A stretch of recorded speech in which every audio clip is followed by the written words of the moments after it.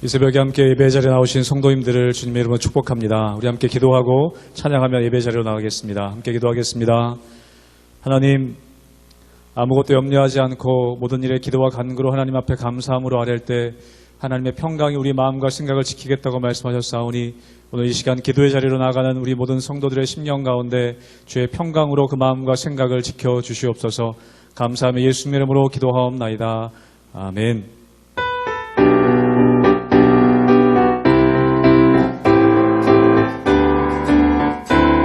고백합니다. 슬픈 마음 있는 사람, 슬픈 마음 있는 사람, 예수 이름 믿으며 영원토록 변함없는 기쁜 마음 얻으시. 슬픈 마음 있는 사람, 슬픈 마음 있는 사람, 예수 이름 믿으며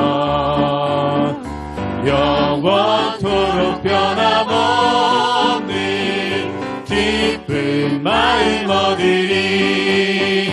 예수의 이름은 세상의 소망이요,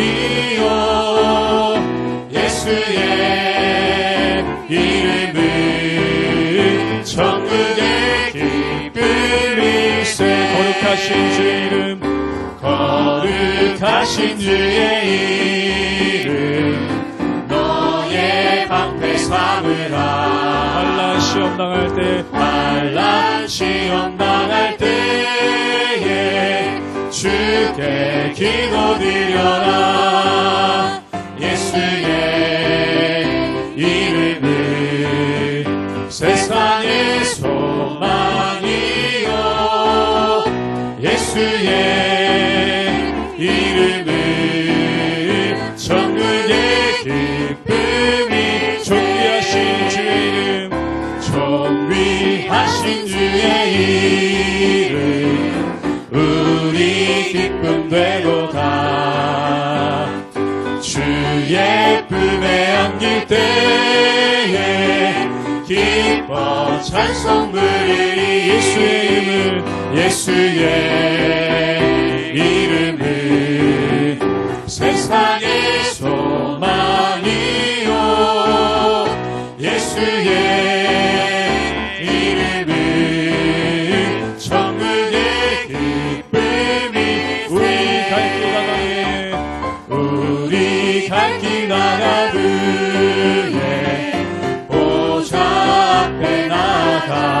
환난 왕의 왕께 경배하며 멸류관을 드리. 예수의 이름은, 예수의 이름은 세상의 소망이요, 예수의 이름은 천국의 기쁨. 예수의 이름은 소망입니다. 예수의 이름은 세상의 소망이요, 예수의 이름은 천국의 기쁨일세.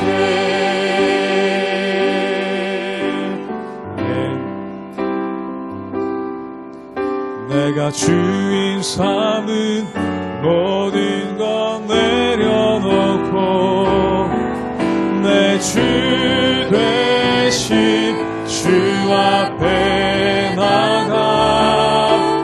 내가 사랑했던 모든 것 내려놓고 주님만 사랑해. 내가 주인 삼은 모든 것 내려놓고 내 주 되신 주 앞에 나가. 내가 사랑했던 모든 것 내려놓고 주님만 사랑해. 주 사랑 놓지 거친 풍랑에도 주 사랑 거친 풍랑에도 깊은 바다처럼 나를 잠잠케 해 주 사랑 내 영혼의 반석 그 사랑 위에 서리 내가 주인 삼은 모든 것 내려놓고 내 주 되신 주 앞에 나가 내가 사랑했던 모든 것 내려 주님만 사랑해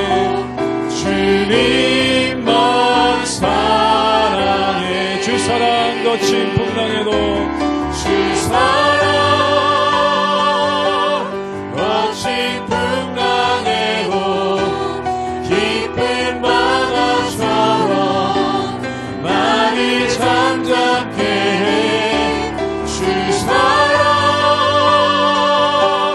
내 영혼의 반석 그 사랑 위에서 주 사랑 거친 풍랑에도 주 사랑 거친 풍랑에도 깊은 바다처럼 나를 잠잠케 해 주 사랑 내 영혼의 반석 그 사랑 위에 서리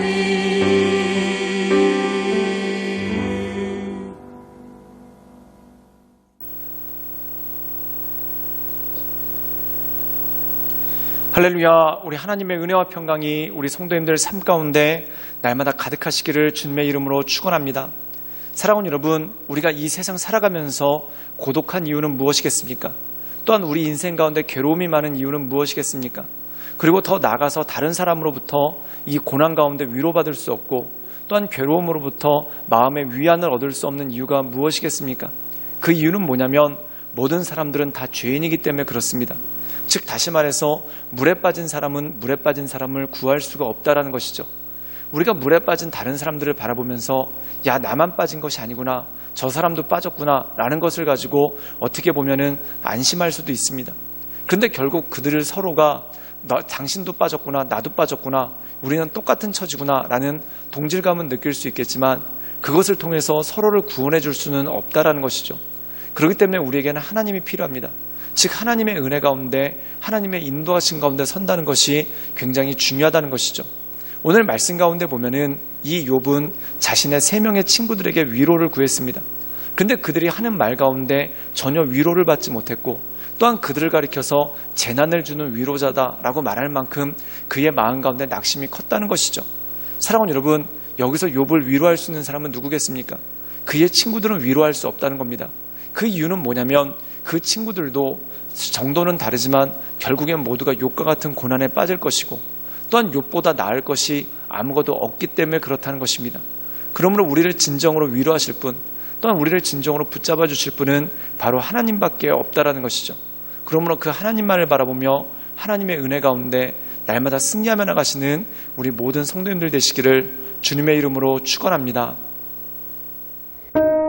욥기 16장 18절에서 17장 5절 말씀입니다. 땅아 내 피를 가리지 말라. 나의 부르짖음이 쉴 자리를 잡지 못하게 하라. 지금 나의 증인이 하늘에 계시고 나의 중보자가 높은 데 계시니라. 나의 친구는 나를 조롱하고 내 눈은 하나님을 향하여 눈물을 흘리니 사람과 하나님 사이에와 인자와 그 이웃 사이에 중재하시기를 원하노니 수년이 지나면 나는 돌아오지 못할 길로 갈 것임이니라. 나의 기운이 쇠하였으며 나의 날이 다하였고 무덤이 나를 위하여 준비되었구나. 나를 조롱하는 자들이 나와 함께 있으므로 내 눈이 그들의 충동함을 항상 보는구나. 청하건대 나의 담보물을 주소서. 나의 손을 잡아줄 자가 누구리이까. 주께서 그들의 마음을 가리어 깨닫지 못하게 하셨사오니 그들을 높이지 마소서. 보상을 얻으려고 친구를 비난하는 자는 그의 자손들의 눈이 멀게 되리라. 오늘 말씀 가운데 보면은 이 욥이 엘리바스의 말을 듣고 크게 낙담하였습니다. 그리고 너희들은 나에게 도저히 아무 위로도 되지 않고, 그리고 너희가 하는 말들은 오히려 나를 모욕하고 나를 대적하는 말이다 라고 하면서 이 엘리바스와 다른 친구들에게 그의 섭섭한 감정을 토로하는 그러한 모습이 나온다는 겁니다. 그렇다면 이 욥의 답답한 마음을 위로해주고 그의 마음을 만져줄 수 있는 분은 누구겠습니까? 우리 함께 욥기 16장 19절의 말씀을 보도록 하겠습니다. 제가 읽겠습니다. 지금 나의 증인이 하늘에 계시고 나의 중보자가 높은 데 계시니라. 오늘 말씀 가운데 보면은 나의 증인, 즉 내 마음을 아시는 분, 또한 나의 중보자, 나의 모든 것들을 이해하시는 분이 어디 계신가? 바로 하늘에 계시고 높은 데 계신다는 겁니다. 즉 하나님을 뜻하고 하나님을 지칭하는 그러한 의미가 그 가운데 있더라는 것이죠. 그러면서 뭐라고 말씀하고 있냐면 나의 친구들은 나를 조롱하고 내 눈은 하나님을 향해 눈물을 흘리니, 즉 친구들의 위로가 오히려 조롱처럼 들렸다는 겁니다. 사랑하는 여러분, 이 욥의 친구들이 욥을 조롱하러 온 것이 아니지 않습니까? 근데 욥에게는 그것이 조롱처럼 들리고 마음이 더 아팠다는 겁니다. 사랑하는 여러분, 물에 빠진 사람들끼리 서로 붙잡아주면 어떻게 될까요? 마치 옆에 있는 사람이 나를 붙잡아줬는데 나를 건져내는 것이 아니라 더 깊은 물속으로 끌고 들어가는 것 같은 그러한 느낌을 받을 때가 참 많지 않습니까? 그 이유는 무엇입니까?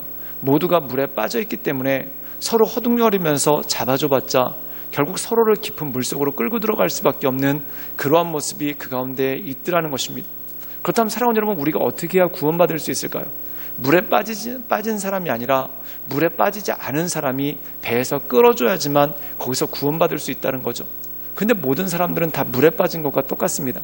정도의 차이만 있을 뿐이지, 시간의 문제만 있을 뿐이지, 모든 사람들에겐 고난이 있고 또한 그 고난의 그림자가 드리워 있지 않습니까? 그렇기 때문에 서로에게 위로가 될 수밖에 없더라는 것입니다. 즉 고난당하는 사람을 보면서 그를 위로하기보다는 그 고난당하는 사람의 고난이 언제 나에게 임할지도 모른다라는 그러한 두려움이 그 가운데 있죠. 그렇기 때문에 사람들은 강렬하게 부인합니다. 그게 뭐냐면 너랑 나랑은 다르다. 너는 이래서 고난에 빠졌지만 나는 그렇지 않기 때문에 고난에 빠지지 않을 것이다. 그런데 이렇게 구별하고 그것에 부인해봐야 무슨 소용이 있겠습니까? 결국 모두가 물에 빠진 것과 똑같은 그러한 처지에 있다는 것이죠. 그러므로 우리를 온전히 구원해 주실 분, 우리를 인도해 주실 분은 하나님밖에 없더라는 것입니다. 우리 함께 욥기 17장 1절의 말씀을 읽도록 하겠습니다.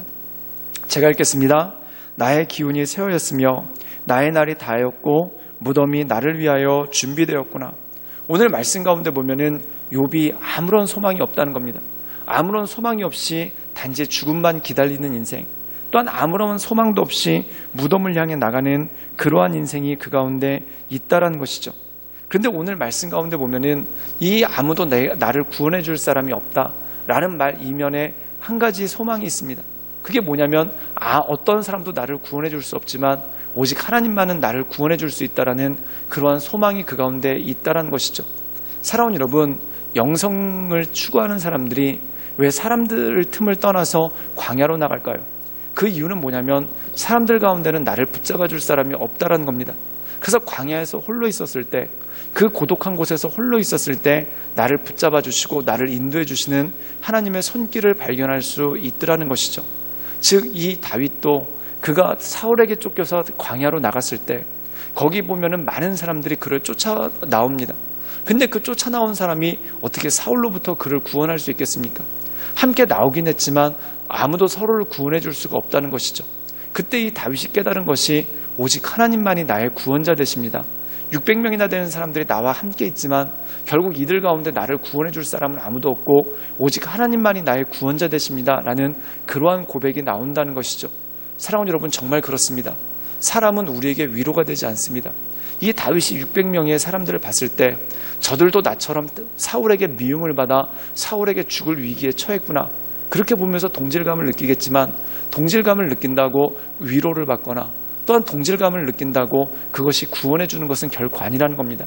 사랑하는 여러분, 동질감과 구원은 다른 것입니다.